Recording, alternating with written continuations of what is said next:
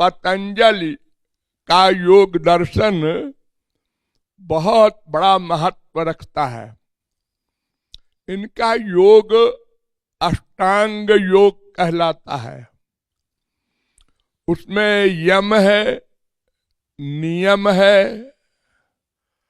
आसन है, प्रत्याहार है, प्राणायाम है। ये 5 तो शारीरिक हैं और 3 मानसिक हैं, ध्यान, धारणा, समाधि। ये समाधि अंतिम है। तो ध्यान का अर्थ है भगवान का चिंतन, और धारणा का अर्थ है कि मन इतना चिंतन करने में लग्न हो जाए कि लीन हो जाए। और समाधि का मतलब आत्मविस्मृति, अपने स्वरूप में स्थित होना। भगवान ने योग शब्द का अर्थ भागवत में बहुत बढ़िया किया है। एतावान योग आदिष्टो मच्छिष्यैः सनकादिभिः। सनकादिक परमहंसों ने, जो योग के सतयुग के आचार्य थे, वे लोगों ने योग शब्द का अर्थ किया है सर्वतो मन आकृष्य मय्यध्यावेश्यते यथा। संपूर्ण विश्व से मन को हटाकर भगवान में लगा देना, ये योग है।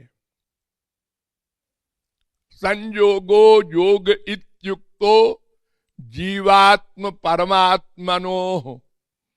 जीवात्मा का परमात्मा से संयोग हो जाए, इसी का नाम योग है।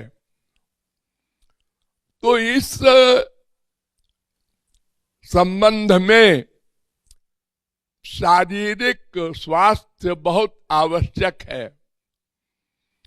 हम भगवान संबंधी ध्यान करें या कोई भी ध्यान करें, पतंजलि ने यह भी लिखा है, उनका एक सूत्र है, वीतराग विषयम वा चित्तम।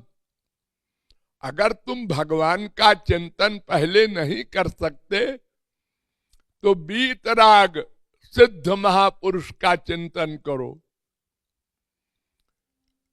तो महापुरुष के चिंतन से भी मन शुद्ध होगा और भगवान के चिंतन से भी मन शुद्ध होगा। लेकिन महापुरुष सामने होता है, इसलिए उसका चिंतन सरल है। तो ये अष्टांग योग पतंजलि महाराज का बहुत विख्यात है। इसके अनेक रूप बना दिए हैं वर्तमान काल में।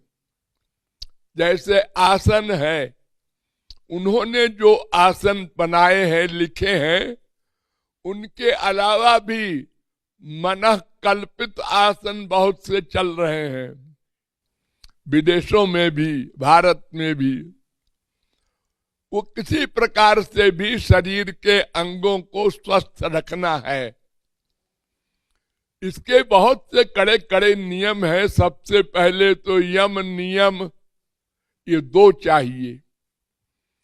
और यम नियम में अनेक प्रकार के कड़े कड़े आचरण के सिद्धांत हैं। सत्य बोलना आदि, अहिंसा आदि। और नियम में है भगवान की भक्ति। और फिर उसके बाद आता है आसन। वो जिस योग को हमारे भारत में अनादिकाल से अपनाया था, लेकिन इस कलयुग में चूंकि शरीर गड़बड़ है, पैदाइशी, इसलिए योग का स्वरूप बहुत अधिक आगे नहीं जा पाता। फिर भी शरीर को स्वस्थ रखने के लिए जो आसन आदि का विषय है उसका अवश्य पालन करना चाहिए। धन्यवाद।